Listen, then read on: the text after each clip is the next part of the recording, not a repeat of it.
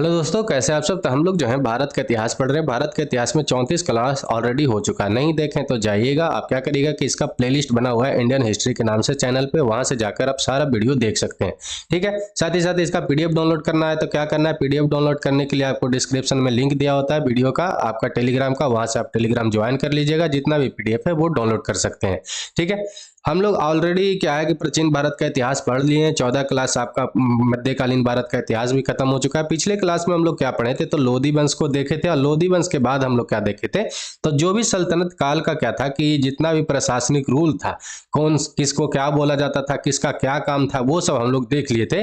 आज हम लोग क्या देखेंगे कि जैसे ही सल्तनत काल क्या हुआ कि विघटन हुआ, तो विघटन होने के बाद क्या हुआ था कि जितना भी राज्य था, बड़ा जो राज्य था सल्तनत काल, हम लोग जानते हैं कि दिल्ली सल्तनत बड़ा राज्य था। उसके विघटन के बाद क्या हुआ कि छोटे छोटे राज्यों में क्या हो गया कि विघटन हो गया। स्वतंत्र राज्य में छोटे छोटे स्वतंत्र राज्य का उदय हुआ। जैसे कि कश्मीर का हुआ था, बंगाल का हुआ था, गुजरात का हुआ था, मालवा का हुआ था, विजयनगर का हुआ था, बहमनी, ये सब का हुआ था। विजयनगर बहमनी को तो हम लोग अलग से देखेंगे, लेकिन आज जो भी छोटा छोटा राज्य है उसको हम लोग देख लेंगे और अलग से हम लोग बहमनी को और विजयनगर को देखेंगे, क्योंकि वो बहुत ज़्यादा इंपॉर्टेंट है।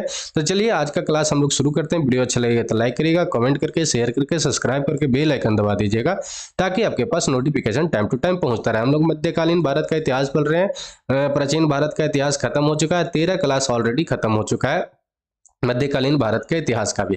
आज हम लोग प्रांतीय राज देखेंगे। ठीक है, आपको ध्यान से देखना है, इसका सवाल हमेशा बनते रहता है। एक एक सवाल करके इसमें से 5 गो सवाल बना लेता है और लगता है कि ये बहुत छोटा छोटा टॉपिक है, इसको नहीं पढ़ना चाहिए। और 5 गो सवाल नहीं बनने के कारण अगर 2-2 नंबर का है तो आपका 10 मार्क्स का छूट जाता है। और उससे क्या होता है कि फिर एग्जाम में कैंसिल हो जाते हैं, एग्जाम ही नहीं क्लियर हो पाता है। तो इसको ध्यान से देखना है। ठीक है।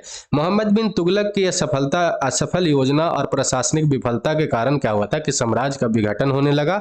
और इसके परिणाम स्वरूप क्या हुआ कि भारत के विभिन्न क्षेत्रों में स्वतंत्र प्रांतीय राज्यों का उदय हुआ। ठीक है। इसमें उत्तर भारत में कौन कौन सा मेन राज्य उत्पन्न हुआ था, तो आपको ध्यान में रखना है कि जौनपुर अलग से हुआ। ठीक है। मालवा, कश्मीर और मारवाड़, ये आदि क्या हुए कि उत्तर भारत में मेन जो है जौनपुर, मालवा, कश्मीर, मारवाड़, ये सब क्या हुआ कि उत्तर भारत में विघटन होकर स्वतंत्र प्रांतीय राज्यों का उदय हुआ। दक्षिण भारत में किसका किसका हुआ, तो मावर का हुआ, खानदेश का हुआ। ठीक है, बहमनी का और विजयनगर का। ये खानदेश अभी कहाँ पे पड़ता है, तो मध्य प्रदेश में पड़ता है। ये बात आपको ध्यान में रखना है, मध्य प्रदेश के सबसे निचला क्षेत्र में ये सब में पड़ता है। ठीक है। तो बहमनी और विजयनगर को हम लोग को ध्यान से देखना है, अगले क्लास में देखेंगे, क्योंकि ये दोनों बहुत ज्यादा इंपॉर्टेंट है। हम लोग जानते हैं कि हरिहर और बुका ने विजयनगर का स्थापना किए थे। यहाँ से अलग से इसको चैप्टर से देखेंगे, क्योंकि ये बहुत ज्यादा इंपॉर्टेंट है। ठीक है। तो सबसे पहले हम लोग पढ़ेंगे किनके बारे में, किसके बारे में, तो कश्मीर के बारे में पढ़ेंगे। तो कश्मीर के बारे में यहाँ से देखते हैं। तो कश्मीर में हिंदू राज की अगर कोई पूछे कि स्थापना कौन किया था, तो सुहादेव ने किए थे। कब किए थे, तो आपको याद रखना कि 1301 ईस्वी में सुहादेव ने हिंदू राज का कश्मीर में स्थापना किए थे। ठीक है। यहाँ पर हिंदू शाही वंश का शासक था, ये बात आपको ध्यान में रखना। अगर पहले कोई पूछे कि मुस्लिम शासक के पहले कौन सा शासक था, तो यहाँ पर हिंदू शाही वंश का राजा था, मतलब शासक चलता था, शासन करता था। ठीक है। एक बात आपको याद क्या रखना है कि कश्मीर की जो अभी राजधानी है, हम लोग जानते हैं कि श्रीनगर है। तो श्रीनगर का अगर पूछ ले कि स्थापना कौन किया था, तो आपको याद रखना कि अशोक जो था, ग्रेट अशोक, जो मौर्य काल के आप जानते हैं कि महान राजा थे, तो वो क्या किए थे कि श्रीनगर का क्या किए थे कि स्थापना किए थे। ये बात आपको ध्यान में रखना है, ये इंपॉर्टेंट हो जाता है। ठीक है। शाहमीर नाम का एक व्यक्ति था, मुस्लिम प्रथम शासक बना था कश्मीर का। ये बात आपको ध्यान में रखना। अगर कोई पूछे कि प्रथम मुस्लिम शासक कश्मीर का कौन बना, तो शाहमीर बना था। जो किस नाम से राजगद्दी पर बैठा था कश्मीर का, तो आपको याद रखना है कि सस्मुद्दीन के नाम से ये कश्मीर का प्रथम मुस्लिम शासक बना था। और ये क्या किया था कि इंद्रकोटा में शाहमीर राज्य का स्थापना किया था। ये अगर आपसे देखना हो कि इंद्रकोटा कहाँ पे, तो ये सारा कश्मीर में ही है। एक बार क्या हुआ कि ऑफलाइन पढ़ा रहे थे, और ऑफलाइन पढ़ाते समय कश्मीर के बारे में पढ़ा रहे हैं, और वहां पर छोटा छोटा जिला के बात आता है, तो वो पूछता है कि ये कहाँ पे है। तो जब कश्मीर के बारे में पढ़ा रहे होते हैं, तो वो कश्मीर में ही सब पढ़ता है। समझ गए, ये बात आपको याद रखना था। इंद्रकोटा में क्या किया था कि शाहमीर राज का स्थापना कौन किया था, शाहमीर। ठीक है। ये बात आपको ध्यान में रखना। तो आपसे पूछ सकता है कि प्रथम मुस्लिम शासक कौन बना था कश्मीर का, तो आपको याद रखना है कि शाह मीर, जो सस्मुद्दीन के नाम से कश्मीर के राजगद्दी पे बैठा था। बाद में क्या हुआ कि सिकंदर शाह नामक शासक बना किसका, कश्मीर का, जिसके काल में क्या हुआ था कि तैमूर का आक्रमण हुआ था। हम लोग जब पढ़ रहे थे लोधी वंश तो उसमें देखे थे कि 1398 ईस्वी में क्या हुआ था कि तैमूर का आक्रमण हुआ था, और आक्रमण करके क्या किया था तैमूर, मार्तंड मंदिर के सहित और भी अनेक हिंदू मंदिरों को ये विनाश कर दिया था, और उसमें से बहुत सारा ये धन लूट कर ले गया था। और उसे क्या नाम का उपाधि दिया गया था, तो आपको याद रखना कि बुत्सिकन नाम का उपाधि दिया गया था। ये बात आपको ध्यान में रखना है। ये सिकंदर शाह जो था बहुत ज्यादा उदार व्यक्ति था, लिबरल व्यक्ति था, और ये लिबरल होने के कारण क्या हुआ कि ये जो था महान सुल्तान भी हुआ। ये भी बात आपको ध्यान में रखना है। 1420 ईस्वी में क्या हुआ कि सिकंदर शाह का जो पुत्र था शाही खां जैन उल अबिदीन के नाम से क्या हुआ कि कश्मीर के सिंहासन पे बैठा, और उसे क्या हुआ कि बुद्ध शाह और महान मुल्तान भी कहा जाता है किसको, तो शाही खां को। ये बात भी आपको ध्यान में रखना है। शाही खां जो था वह धार्मिक दृष्टि से क्या था, सहिष्णु था, मतलब कि उदार था। ये बात आपको याद रखना है। और शाही खां क्या था कि उसने क्या किया था कि महाभारत और राजत रंगनी था उसको क्या चीज में अनुवाद करवाया था, तो आपको याद रखना है कि ये फारसी में अनुवाद करवाया था। ये बात आपको ध्यान में रखना है। तो आपसे पूछ सकता है यहाँ पर क्वेश्चन कि कौन ऐसा मुस्लिम शासक था कश्मीर का जो महाभारत और राजत रंगनी का फारसी में अनुवाद करवाया था, तो आपको याद रखना है कि सिकंदर शाह का जो पुत्र था शाही खां वो क्या किया था कि महाभारत और राजत रंगनी का अनुवाद करवाया था किस चीज में, तो आपका फारसी में। और ये शाही खां क्या था, तो आपका याद रखना है कि एक उदार व्यक्ति था धार्मिक की दृष्टि से। इसमें ऐसा कुछ नहीं था कि हिंदू है और मुस्लिम है तो इसको अलग अलग नजर से देखना है, ऐसा इसमें नहीं था। ठीक है। वो कुतुब उपनाम से क्या करता था कि फारसी कविताएं भी लिखता था। और उसने क्या किया था, ये शाही खां क्या किया था, तो आपको याद रखना है कि शिकायतनामा नामक एक ग्रंथ लिखा था। आपसे पूछ सकता है कि शिकायतनामा नामक ग्रंथ कौन लिखा था, तो आपको याद रखना है कि ये शाही खां जो था क्या किया था कि शिकायतनामा नामक ग्रंथ लिखा था। आज 1470 ईस्वी में इसका मृत्यु हो गया। और मृत्यु के बाद क्या हुआ कि कश्मीर के जो लोग थे उनको बूढ़ शाह के उपाधि दिया था। ये बात आपको ध्यान में रखना है। ठीक है। उसकी उदार नीतियों के कारण कश्मीर का अकबर किसको कहा, वो क्या किसको बोला जाता, तो आपको याद रखना है कि शाही खां को क्या बोला जाता है, तो कश्मीर का अकबर बोला जाता है। ये बात आपको ध्यान में रखना है। अब मूल्य नियंत्रण रखने के कारण, मतलब कि जो इन्फ्लेशन होता है, महंगाई होता है, उसको नियंत्रण रखने के कारण इसको क्या बोला जाता है, तो आपको याद रखना है कि अलाउद्दीन खिलजी कहा जाता है। क्या चीज का, तो कश्मीर का। ये भी बात आपको ध्यान में रखना है। तो शाही खां को क्या क्या नाम से पुकारा जाता है, तो कश्मीर का क्या बोला जाता है, अकबर बोला जाता है। क्यों, क्योंकि उदार नीति था इसका, इस कारण से। अमूल्य को नियंत्रण रखने के कारण, बाजार का नीति हम लोग जानते हैं कि जब अलाउद्दीन खिलजी का पढ़ रहे थे खिलजी वंश, तो वो जो था खिलजी जो था क्या था कि इसका बाजार नीति बहुत ज्यादा इंपॉर्टेंट था और बहुत ही अच्छा था। इसके काल में माना जाता है कि अगर कोई व्यक्ति दुकानदार आपको 100 ग्राम अगर कोई सामान कम दे देता था तो क्या करता था कि ये 100 ग्राम उसका मांस निकाल लेता था अलाउद्दीन खिलजी। तो इतना ज्यादा ये क्या करता था कि इसका समय में बाजार जो था साफ सुथरा था और साथ ही साथ मूल्य भी नियंत्रण में रहता था। ऐसा नहीं होता था कि कोई भी चीज बहुत ज्यादा महंगा कोई कर देगा, ऐसा नहीं था इसके काल में। तो इसी के कारण इसको जो शाही खां है उसको मूल्य नियंत्रण के कारण क्या बोला जाता है, तो कश्मीर का अलाउद्दीन खिलजी भी कहा जाता है। ये बात आपको ध्यान में रखना है इतना। ठीक है। चलिए आगे हम लोग देखते हैं तो क्या है कि दिल्ली के सल्तनत के किसी भी सुल्तान ने, आपको एक लाइन एक पॉइंट हमेशा याद रखना है कि कश्मीर पर कभी भी कोई अधिकार नहीं किया था। लेकिन बाद में क्या हुआ था कि जब मुगल काल में अकबर आया था तो वो क्या किया था कि एक कश्मीर में मिला लिया था, कश्मीर को अपने राज्य में मिला लिया था। तो ये बात आपको ध्यान में रखना है। था कौन मतलब पूछ सकता है, ये लाइन स्टेटमेंट बना सकता है कि दिल्ली के सल्तनत ने किसी ने भी कश्मीर पर अधिकार नहीं किया, तो ये बिल्कुल सही बात है। ठीक है। ऐसा दे दे कि फिरोज शाह तुगलक, मोहम्मद बिन तुगलक कश्मीर को अपने अंदर में मिलाया था दिल्ली सल्तनत में, तो वो स्टेटमेंट गलत हो जाएगा, क्योंकि दिल्ली का कोई भी सुल्तान कश्मीर पर अधिकार नहीं कर पाया था। ये बात आपको याद रखना है। अब बाद में अकबर जब मुगल काल का राजा बना तो वो क्या किया था, कश्मीर को अपने मुगल राज्य में मिला लिया था। तो ये बात आपको ध्यान में रखना है। जितना भी अभी हम लोग पढ़ेंगे, जौनपुर पढ़ेंगे, मालवा पढ़ेंगे, सबको क्या किया था कि अकबर अपने शासनकाल में मिला ही लिया था। ये बात आपको ध्यान में रखना है। गुजरात को भी मिला लिया था, जौनपुर को भी मिला लिया था, हम लोग जानते ही हैं। ठीक है। इसको अभी देखबे किए कि कश्मीर को भी ये मिला लिया था। तो आगे हम लोग पढ़ते हैं जौनपुर के बारे में। तो जौनपुर नगर को हम लोग जानते हैं कि फिरोज शाह जो तुगलक था 1359 ईस्वी में बसाया था। हम लोग पढ़े थे पिछले क्लास में। जौनपुर में स्वतंत्र सत्ता का स्थापना अगर पूछे तो मलिक सरवर किया, जिससे जिसे फिरोज शाह तुगलक का जो पुत्र था सुल्तान महमूद, उसने क्या किया था, इसका क्या चीज का उपाधि दिया था मलिक सरवर को। तो आपको याद रखना है मलिक उस सर्क के नाम से उपाधि इसको दिया था मलिक सरवर को। तो ये बात आपको ध्यान में रखना है। और उसके पद के कारण मलिक उस सर्क जो इसका पद था, इस पद के कारण इसको सर्की वंश भी कहलाया उसका वंश। तो ये बात आपको ध्यान में रखना है। तो आपको याद रखना है कि मलिक सरवर का जो वंश क्या कहलाया था, तो सर्की वंश कहलाया था। क्यों कहलाया था, तो क्योंकि इसका जो उपाधि दिया था सुल्तान महमूद। और सुल्तान महमूद कौन था, तो आपको याद रखना है फिरोज शाह तुगलक का पुत्र था। वो उपाधि दिया मलिक उस सर्क को, मतलब मलिक सरवर को। तो इस कारण से इसका जो वंश हो गया, क्या हो गया, तो सर्की वंश हो गया। ये बात आपको ध्यान में रखना है। ठीक है। सर्की शासकों में सबसे उल्लेखनीय शासक कौन है, तो इब्राहिम शाह है। शाह था जिसने क्या किया था कि सिराज ए हिंद का उपाधि धारण किया था। ये बात आपको याद रखना है।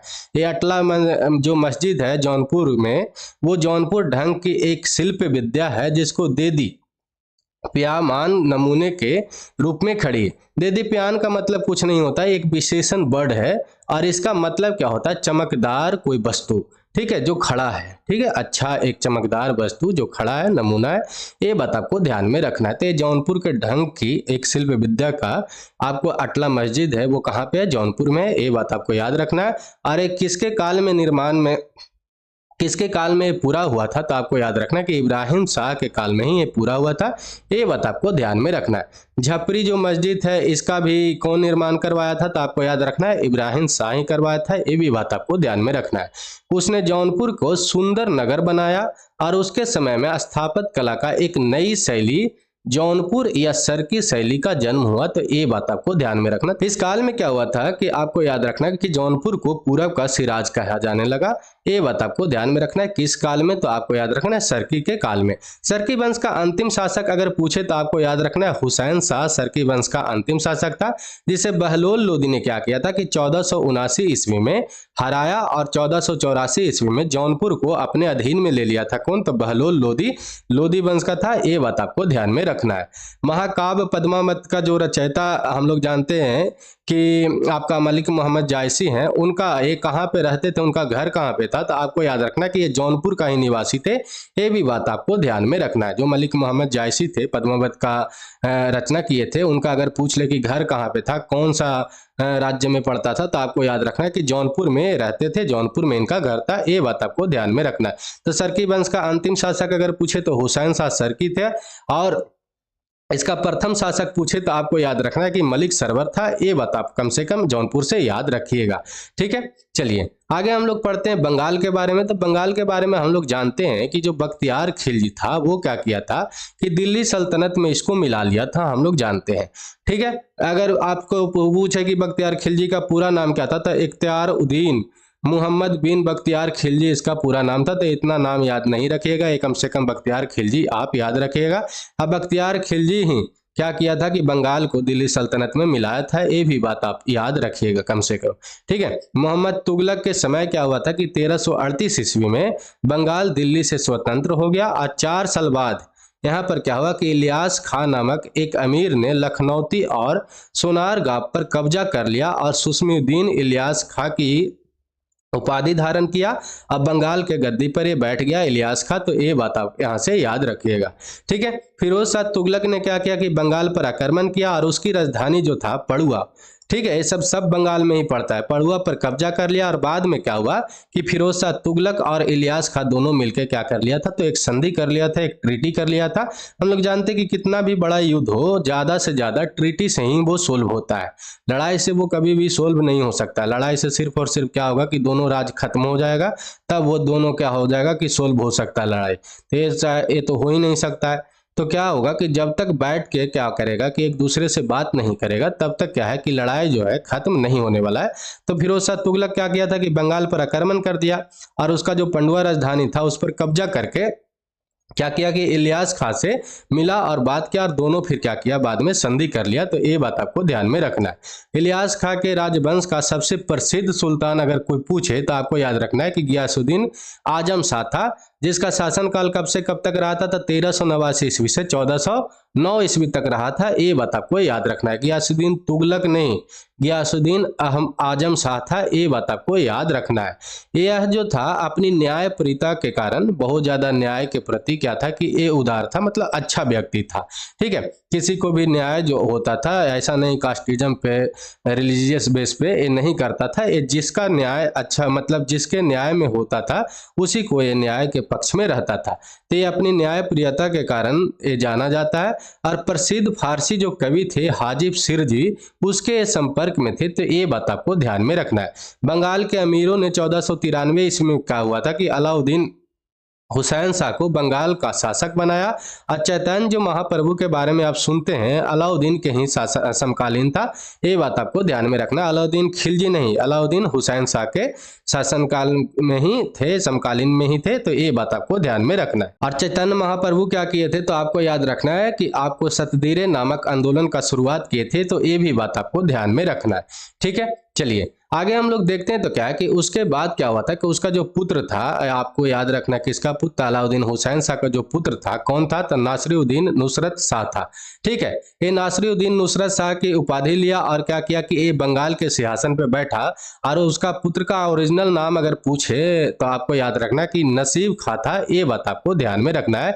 और नसीब खां नासिरुद्दीन नुसरत शाह की उपाधि लेकर क्या किया था कि बंगाल के राजगद्दी पे बैठा था। उसने क्या किया था, नसीब खां ने क्या किया था कि गौड़ में बड़ा सोना और कदम रसूल मस्जिद का निर्माण करवाया था। ये पूछ सकता है कि बड़ा सोना और कदम रसूल का मस्जिद का निर्माण कौन करवाया था, तो आपको याद रखना है कि नसीब खान ने करवाया था। इस वंश का अंतिम शासक अगर पूछे तो गियासुद्दीन महमूद शाह था। और जिसे क्या किया था कि जो शेर शाह सूरी था, जिसको हम लोग जानते हैं, उसने क्या किया था कि इसको हरा कर बंगाल पर पूरा कब्जा कर लिया था। ये बात आपको ध्यान में रखना है। तो आपसे पूछ सकता है कि बंगाल को कब्जा कौन किया था, तो आपको याद रखना है पूरा रूप से कब्जा कौन कर लिया था, तो शेर शाह सूरी किए थे। ये बात आपको ध्यान में रखना है। ठीक है, आगे हम लोग देखते हैं गुजरात के बारे में। तो गुजरात जो था दिल्ली सल्तनत को मिलाने का कार्य कौन किया था दिल्ली सल्तनत में, तो अलाउद्दीन खिलजी किया था। ये बात आपको ध्यान में रखना है। और अलाउद्दीन खिलजी किसको हराकर गुजरात को मिलाया था, ये भी पूछ सकता है, तो राजा कर्ण, जिसको राय कर्ण के भी नाम से जानते हैं। और 1297 ईस्वी में अलाउद्दीन खिलजी इसको परास्त करके क्या किया था, हरा कर क्या किया था कि दिल्ली सल्तनत में मिला लिया था। तो ये बात आपको ध्यान में रखना है। मोहम्मद तुगलक ने क्या किया था कि जफर खां को गुजरात का सूबेदार नियुक्त किया था। और जिसने 1407 ईस्वी में अपने आप को क्या किया था, जफर खां ने गुजरात को स्वतंत्र शासक बना लिया। और जफर खां को मुजफ्फर शाह का उपाधि भी दिया गया था। तो ये बात आपको ध्यान में रखना है। ठीक है, मुजफ्फर शाह की मृत्यु के बाद क्या हुआ कि उसका जो पुत्र था अहमद शाह सुल्तान बना। और अहमद शाह सुल्तान बनने के बाद क्या किया कि नव स्थापित अहमदाबाद जो था उसको अपना राजधानी बनाया था। और उसने अहमदाबाद में एक जामा मस्जिद का निर्माण भी करवाया था। तो ये बात आपको ध्यान में रखना है। ठीक है, चलिए आगे हम लोग देखते हैं। तो क्या है कि मोहम्मद बेगड़ा ने क्या किया था कि अपने वंश का महानतम जो था शासक था। ये बात आपको ध्यान में रखना। तो आपसे पूछ सकता है कि गुजरात का सबसे महानतम शासक कौन रहा, तो आपको याद रखना है उसको, तो मोहम्मद बेगड़ा को। ठीक है, एक किसके वंश से आपका बिलोंग करता था, तो आपको याद रखना है जफर खां का। ये बात आपको ध्यान में रखना है। ठीक है, और इसका शासनकाल कब से कब तक रहा था, तो आपको याद रखना है कि 1458 ईस्वी से लेकर आज का शासनकाल जो रहा था 1511 ईस्वी तक रहा था। तो ये बात आपको ध्यान में रखना है। उसने क्या किया था कि चंपानेर और गिरनार के किलों को जीता और बेगड़ा कहा जाने लगा। तो ये बात आपको ध्यान में रखना है। ये आपको याद रखना है कि चंपानेर और बेगड़ा गिरनार के किलों को जीत लिया, तो उसी कारण से इसको बेगड़ा कहा जाने लगा था। ये भी बात आपको ध्यान में रखना है। तो मोहम्मद बेगड़ा, इसको बेगड़ा नाम क्यों पड़ा, तो क्योंकि ये चंपानेर और गिरनार के किले को जीत लिया था, इसलिए इसको बेगड़ा कहा जाने लगा था। ये बात आपको ध्यान में रखना है। इसका कोई सरनेम नहीं था ये बेगड़ा तेगड़ा। ठीक है, चलिए आगे हम लोग देखते हैं तो क्या है कि उसने मुस्तफाबाद नगर का स्थापना किया था। तो अगर आपसे पूछ सकता है कि मुस्तफाबाद नगर का स्थापना कौन किया था, तो आपको याद रखना है कि ये महमूद बेगड़ा। आपको याद रखना है कि ये जो मुस्तफाबाद भी है गुजरात में ही है, क्योंकि हम लोग जब गुजरात के बारे में पढ़ रहे हैं तो जितना भी ये जो राज्य का छोटा छोटा चीज का इसमें जिक्र होगा, नगर का, शहर का, तो ये सारा का सारा वहां पर ही होगा। अहमदाबाद कहाँ पे है, तो गुजरात में ही हम लोग जानते हैं। मुस्तफाबाद कहाँ पे है, तो गुजरात में ही है। ठीक है, उसने क्या किया था कि सिंधपुर मंदिर का विनाश कर दिया, और विनाश करके गुजरात में पहली बार हिंदुओं पर जजिया लगाया था। कौन, तो आपको याद रखना है कि महमूद बेगड़ा ही लगाया था। ये बात आपको ध्यान में रखना है। जजिया एक था, हिंदू को ही अलग से टैक्स देना पड़ता था, कर देना पड़ता था, हिंदू टैक्स था। ये बात आप ध्यान में रखिएगा, जिसको हम लोग जजिया के नाम से उस समय जानते थे। ठीक है, 1572 ईस्वी में क्या हुआ कि मुगल बादशाह अकबर ने क्या किया था कि गुजरात को अपने साम्राज्य में मिला लिया था 1572 ईस्वी में। ये बात आपको ध्यान में रखना है। आगे हम लोग पढ़ते हैं मालवा के बारे में। मालवा जो था, अलाउद्दीन खिलजी ने क्या किया था, मालवा को दिल्ली सल्तनत का अंग बनाया था। और तैमूर का जब आक्रमण हुआ था 1398 ईस्वी में, हम लोग जब पढ़ रहे थे तो देखे थे कि 1398 ईस्वी में आक्रमण के बाद क्या हुआ था कि दिलावर खां गोरी ने क्या किया था कि मालवा को स्वतंत्र राज्य का घोषणा कर दिया, जब 1398 ईस्वी में तैमूर का आक्रमण हुआ तब। ठीक है, तैमूर दिलावर खां जो था वो उसका जो पुत्र था अगला शासक बना मालवा का, तो ये बात याद रखना। और उसका पुत्र कौन था, होशंग शाह था। ये बात आपको ध्यान में रखना है, जिसने नर्मदा नदी के किनारे होशंगाबाद शहर बसाया था। तो ये भी बात आपको ध्यान में रखना है। मालवा का क्षेत्र अभी कहाँ पे पड़ता है, तो मध्य प्रदेश के क्षेत्र में पड़ता है। ये भी आपको ध्यान में रखना चाहिए। और मांडू जो था उसको अपना राजधानी बनाया था होशंग शाह, तो ये भी आपको ध्यान में रखना है। ठीक है, महमूद शाह के बारे में हम लोग देखते हैं। तो महमूद शाह का अगर शासनकाल अगर आपको याद रखना है तो आपको याद रखिएगा कि 1436 ईस्वी से लेकर 1469 ईस्वी तक इसका शासनकाल रहा। और जब मालवा पर खिलजी वंश का एक क्या किया था कि नींव डाला था, तो ये भी बात आपको ध्यान में रखना है। मेवाड़ के राणा खुंबा से युद्ध हुआ और युद्ध में दोनों अपनी अपनी विजय का दावा किया, तो ये भी बात आपको याद रखना है। महमूद शाह और राणा खुंबा से क्या हुआ कि दोनों में लड़ाई हुआ मेवाड़ में, और लड़ाई के बाद क्या हुआ कि दोनों अपने आप को विजय घोषित कर लिया। ये बात आपको याद रखना है। राणा खुंबा ने चित्तौड़ पर विजय स्तंभ बनवाया, और महमूद खिलजी जो था उसने क्या किया था कि मांडू में 7 मंजिलों वाला स्तंभ का स्थापित किया था। तो ये बात आपको ध्यान में रखना है। अकबर ने क्या किया था कि मालवा को भी अपने साम्राज्य में मिला लिया था जब अकबर राजा बना था मुगल काल में। तो ये बात आपको ध्यान में रखना है। कुछ महल देख लेते हैं और उसका निर्माण करता, कि ये पूछते रहता है कि ये महल को कौन बनवाया था, ये महल को कौन बनवाया था, तो आपको याद रखना है। बाज बहादुर महल और रूपमती महल का निर्माण कौन करवाया था, तो सुल्तान नासिरुद्दीन शाह करवाया था। ठीक है, कुशक महल का निर्माण कौन करवाया था, तो मोहम्मद खिलजी करवाया था। जहाज महल का निर्माण कौन करवाया था, तो गयासुद्दीन खिलजी करवाया था। ठीक है, गयासुद्दीन तुगलक नहीं, गयासुद्दीन खिलजी, ये अलग है। ठीक है, ये दोनों बिल्कुल ही अलग है। हिडोला भवन का निर्माण कौन करवाया था, तो आपको होशंग शाह, जो अभी हम लोग देखे थे कि जो नर्मदा नदी के तट पर होशंगाबाद शहर का स्थापना कौन करवाया था, होशंग शाह, उसी ने क्या किया था कि होशंग शाह जो था हिडोला भवन का निर्माण करवाया था। ये बात आपको ध्यान में रखना है। ठीक है, इसको दरबार हॉल के भी नाम से जानते हैं। चलिए आगे हम लोग देखते हैं तो क्या है कि अलाउद्दीन खिलजी ने क्या किया था कि 1303 ईस्वी में मेवाड़ को जीतकर दिल्ली के सल्तनत में मिला लिया था।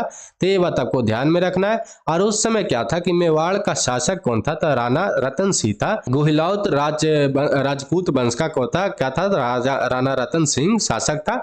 ये बात आपको याद रखना है। गुहिलौत वंश की जो एक शाखा था सिसोदिया वंश, हमीर देव ने मेवाड़ राज का पुनः स्थापना करवाया था। तो ये भी आपको ध्यान में रखना है।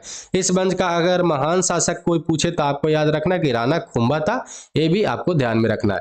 ठीक है, उसने मालवा के विरुद्ध में सफलता प्राप्त करने के बाद क्या हुआ कि उसके उपलक्ष्य में 1448 ईस्वी में चित्तौड़ और कीर्ति स्तंभ बनवाया और हिंदू देव शास्त्र का चित्रित कोष भी बनवाया था राणा खुंबा। तो ये भी आप ध्यान में रख सकते हैं। उसके समय में क्या हुआ था कि जयदेव कीर्ति गीत गोविंद जो था उस पर रस प्रिया नामक एक टीका भी लिखा गया था। तो ये भी आप ध्यान में रखना है। ठीक है, चलिए आगे हम लोग देखते हैं तो 1527 ईस्वी में क्या हुआ कि खानवा के युद्ध में बाबर ने राणा सांगा को पराजित किया था। जब हम लोग पढ़े भी होंगे या नहीं पढ़े तो जब हम लोग मुगल काल पढ़ेंगे तो उस समय हम लोग देखेंगे। और 1576 ईस्वी में क्या हुआ था कि अकबर ने हल्दी घाटी के लड़ाई में महाराणा प्रताप को पराजित कर दिया था, ये भी हम लोग जानते हैं। अंत में क्या हुआ कि जहांगीर के समय क्या हुआ था कि मेवाड़ को मुगल के आधिपत्य में स्वीकार कर लिया था। तो ये बात आपको ध्यान में रखना। तो मेवाड़ को कौन मिलाया था? तो जहांगीर मिला लिया था मुगल के काल में। तो ये बात आपको ध्यान में रखना है, ठीक है। खान देश के बारे में हम लोग देख लेते हैं, छोटा सा टॉपिक है। तो खान देश के जो था, ये खान देश अभी पड़ता कहाँ पे, ये सबसे पहले जान लीजिए। तो ये एमपी में भी पड़ता है। खान देश जो था स्वतंत्र राज्य का स्थापना अगर पूछे कि इसका कौन किया था, तो आपको याद रखना है कि मालिक राजा फारूकी ने इसका स्वतंत्र राज्य का स्थापना किया। और उसका अगर राजधानी पूछे तो कहाँ पे था, तो बुरहानपुर था, ये बात आपको ध्यान में रखना। और असीरगढ़ की किला का एक शक्तिशाली सैन्य अड्डा भी था इसके काल में, तो ये बात आपको ध्यान में रखना है। और इसको भी, खान देश को भी 1601 ईस्वी में क्या किया था कि अकबर ने मुगल साम्राज्य में मिला लिया था, तो ये बात आपको ध्यान में रखना है। तो चलिए आज के लिए इतना ही। हम लोग आगे क्या करेंगे कि बहमनी समाज को और साथ ही साथ किसको, तो आपको विजयनगर को देखकर हम लोग क्या करेंगे कि मुगल साम्राज्य को पढ़ना शुरू कर देंगे। तो आज के लिए इतना ही। वीडियो अच्छा लगा हो तो लाइक करिएगा, कमेंट करके, शेयर करके, सब्सक्राइब करके बेल आइकन दबा दीजिएगा। तो जय हिंद, जय भारत।